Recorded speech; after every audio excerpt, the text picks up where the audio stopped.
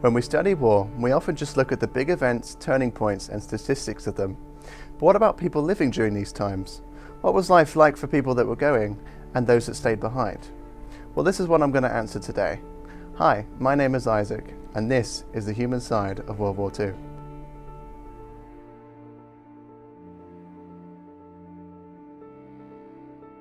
World War II impacted hundreds of millions of people all over the world, and today we're going to be digging deep into the life of the British and American people. I started by asking a British historian and an American historian about why civilians of each country went and served in the war. I'm Joanna Snowin. I am a teacher of history in Portsmouth, England. I've been teaching history since 2004. And I also am head of humanities, so encompassing geography, history, RE, politics and citizenship. My name is Dr. Timothy Orr. I am an associate professor of military history at Old Dominion University, which is in Norfolk, Virginia. And I've been a scholar of military history for about 10 years now and been on a few programs on TV, most lately Netflix's The Greatest Events of World War II in Color. Can you give me some insight into the reasons why people went to fight against Germany in World War II? Okay, so I think there's still an underlying focus on nationalism that did exist in World War I, but it's still existing in World War II. However, the difference was kind of this nationalistic, I don't think it was as existent, but more patriotic, actually, in terms of many people wanted to go and fight in what they considered a just war. And so therefore, the idea that they are kind of protecting Ireland or Britain, etc., and that idea of patriotism. I also think post-1930s that we're looking at within the UK as well, we're looking at a fear of communism. They can see that rise of communism and some extremists as well. So they can see that many people can see that bubbling up, and actually, that is an underlying cause, basically, of some people wanting to fight. World War II was a pivotal event for Americans, and it was a global conflict for them. They had to fight not only Germany but also Italy and Japan. But I guess if I could simplify it, I could distill it down to four basic things that drove Americans into the ranks. Number one was ideological convictions. And what ideological convictions mean are a devotion to higher principles of humanity. Another possible reason that Americans joined up to fight in World War II was a sense of devotion to duty. It didn't really matter kind of what the ideological convictions were to these people, but it just mattered that their country was at war. They felt a great amount of patriotism to serve, and therefore they joined up simply because they felt it was the right thing to do when their government was at war. A third thing was vengeance. After the air raid at Pearl Harbor, a great many Americans feel that they were stabbed in the back by the Imperial Japanese Army and Navy, and they felt that one of the things that needed to be done was to retrieve national honor. The final reason that Americans fought in World War II is because they were compelled to. There was a national draft that is enacted in the fall of 1940, and it goes on throughout the war. And of the 16 million Americans that fight, over 10 million of them are drawn into service through the draft. In the UK, there were over 60,000 men who could have gone and served, but decided not to. These people were called conscientious objectors. It turns out that my grandfather was actually one of these objectors. I think to get a better understanding, we should go to England and chat with him.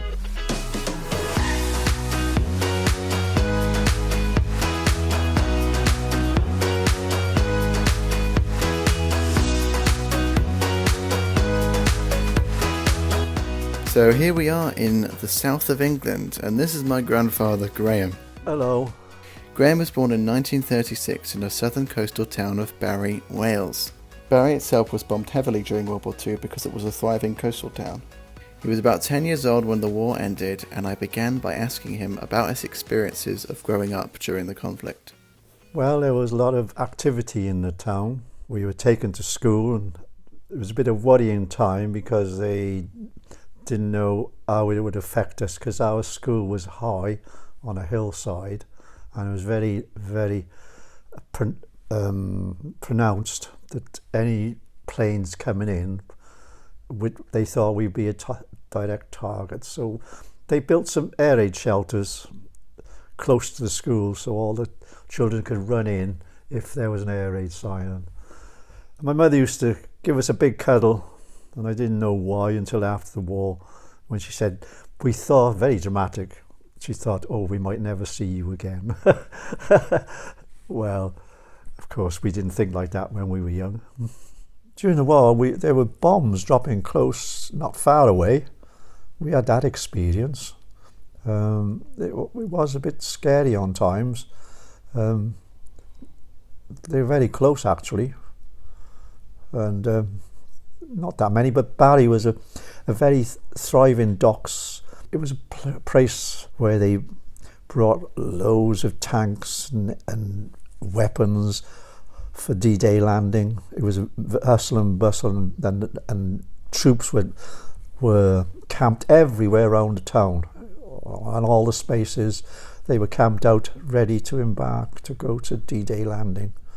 And of course it was busy bringing in all the food and the weapons and the guns and all the rest of it. So it was a lot of activity going on. So, you know, it was a hustle bustle in the town because it was a natural port, and so they could have very deep, large vessels there, which they did. And after the war, of course, they were used for the coal port.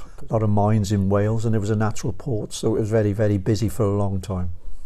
I remember even in school, there was a big American camp very close to the edge of the town, and they used to come into the school and tell everybody in the school that there'd be dances going on at the camps, and if we had any sisters and we would persuade them to attend the dances, which they didn't need persuading, because the Americans then would give us sweets and drinking chocolate, tins of this and things that we couldn't get in the war. They seemed to have plentiful nylon stockings, which the women loved. So, of course, if they could get to the dance, most turned up. And we were eager for them to go to get these goodies. After talking about his experiences of living through the war, I asked him a bit about what life was like immediately after the war ended. It was a sad experience because when I was a youngster, as I grew up, I remember the older teenagers living in the streets with us, and some of the mothers afterwards. I remember one, she showed us the warship that her son was on when it was sank, and she lost him, and he was only about 17. And you know, people used to do that because they were grieving, and they used to show us photographs of their sons, and we were only young at the time, and the reality of war was there because they didn't return, these older teenage lads. So it was sad, really, and there was a lot of grieving to get over after the war. And of course we had it was a bad time because we had the food rationing, and it was very, very little food to live on. People had to make do amend. They used to grow veg wherever they could in the backyards and anywhere to top up their needs, because it was just a meagre diet that you were allowed with food stamps for quite some time. Maybe made us fit, but it was a struggle at the time. But it was a lot of happiness in the sense that we got over the war. We were victorious, and we brought a change of life to people in Europe. They knew democracy again, and not a dictatorship. And so, you know, that was the consolation, that people gave their lives for the benefit of others. Even after the war, men were still being conscripted into the army in order to rebuild Germany under the Marshall Plan. The Marshall Plan was a US-sponsored program designed to rehabilitate the economies of 17 European countries. Started in 1948 and providing $15 billion, the program helped rebuild transportation and infrastructure that had been destroyed. Conscription was still required through the 1950s before ending officially in 1963. Conscription is when you reach the age of 18, you had your call-up papers, and if you didn't want to go, you had certain reasons for not going. There was a place on the form you had to fill in, and then you'd be called to attend a meeting. So you can listen why you didn't want to go to the army, whether you were conscientious objector or any other reason. And if you passed the board, they would say, right, you can be a medical orderly in the army if you didn't want to fight, or you can work on a farm for 2 years. So that you were given a choice. Very few people were not able to escape something. You had to attend a meeting. And when you attended, the room was full of young men, and you gave the reason in front of all these people. Most of them there were Jehovah's Witnesses, but there were a few other people who were Christians, giving the reasons why they conscientious objectors.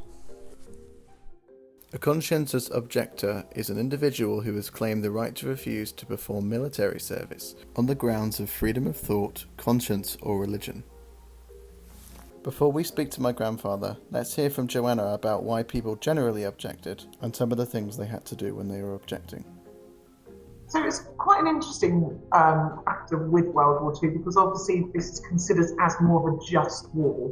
So conscientious objectors would maybe be able to, they say, well, we want to be powerful. We don't want to fight. We don't want to hold a gun. So, for example, it might be a religious view, a moral view, and the idea of, killing, etc. However, many of them were part of bomb disposal units. They were used, etc. there. Some obviously were sent to prison, but unlike World War I, where they were shot, it's quite interesting. There's a case study where many of the objectors were put into certain wings at a prison, and actually during the Blitz, they left and they evacuated everyone from the prison, apart from subjectors.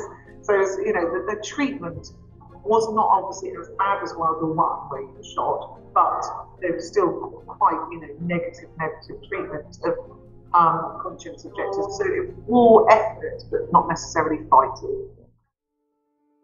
Can you share some of your experiences about being a conscientious objector? Like, what did you have to do? Well, you had to give the reason for conscience why you didn't want to go. I mean, you had to have a medical when you were called up anyway, so you mightn't have passed that. And I wouldn't have passed that anyway, because I had medical problems when I was a child.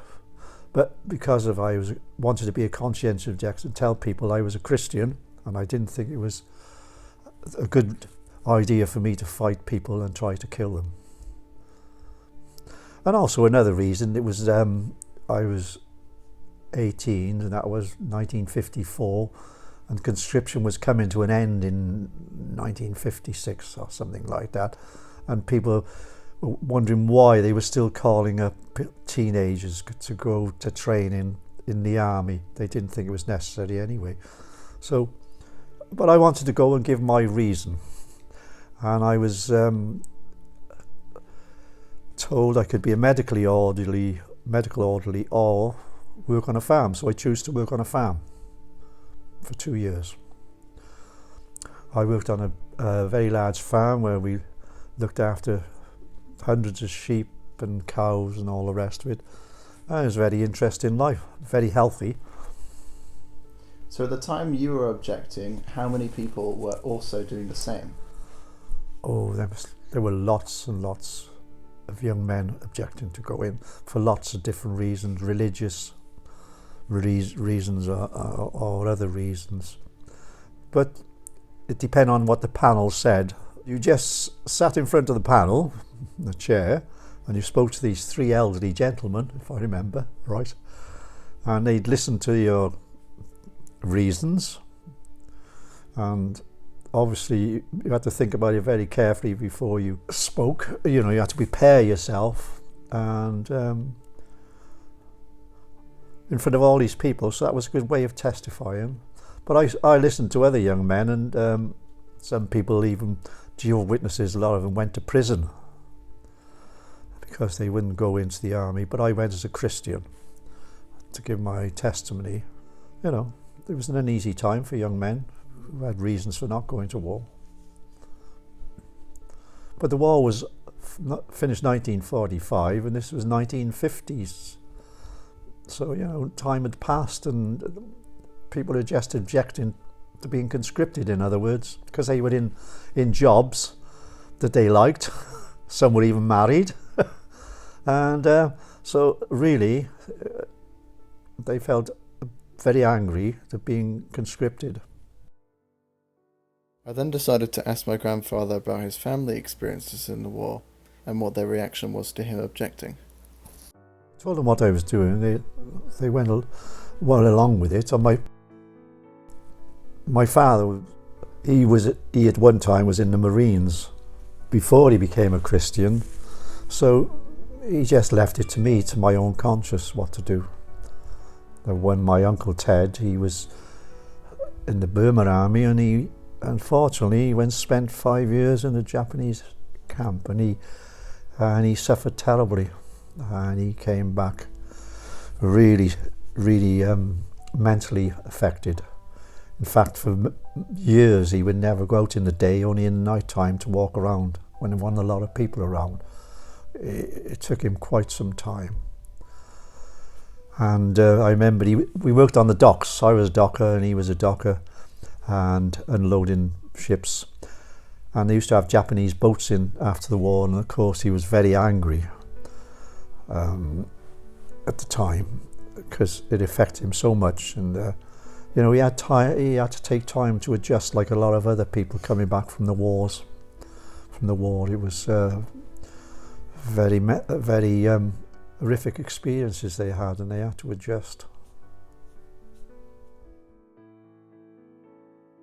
The destructive killing of World War II was on a mammoth scale, and the kinds of weapons that Americans and other Europeans would face in combat, they could do some destructive damage on the human psyche.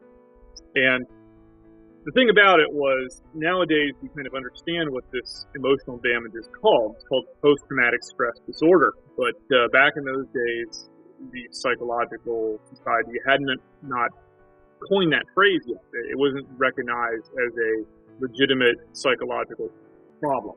And to that point, usually it was called something like combat fatigue or shell shock or melancholy. These were all words that had kind of arisen up in prior wars. Even as far back as the Napoleonic Wars, people noticed that individuals would suffer from emotional problems. So the big problem with World War II veterans is that they were coming off the front lines with emotional trauma, and there weren't ready-made psychologists to treat them as soon as they got there. In the American example, the general process was to bring them to a special field hospital where they would sit for a few days, calm their nerves, and they would go back to the front lines. And those that showed no progress would be immediately taken back to the States for further psychological evaluation. And in the end, about 90% of those who reported with shell shock or combat fatigue would be sent back to the front lines within a week. So that meant either the process worked very well or did not work well at all, and that all these men were misdiagnosed. If you were to do anything different, would you change the outcome of your decision making? Not really. I made the decision at the time. I thought it was right, and so yes. I mean, it appealed to me maybe to have been gone into as a medical orderly and trained on that side of things, and it might have been good for me. But I enjoyed working on the farms, and that was nice fresh air. With my problems, medical problems, I think it was the best choice, working in farms where there's fresh air and animals, and so I think it was the right decision.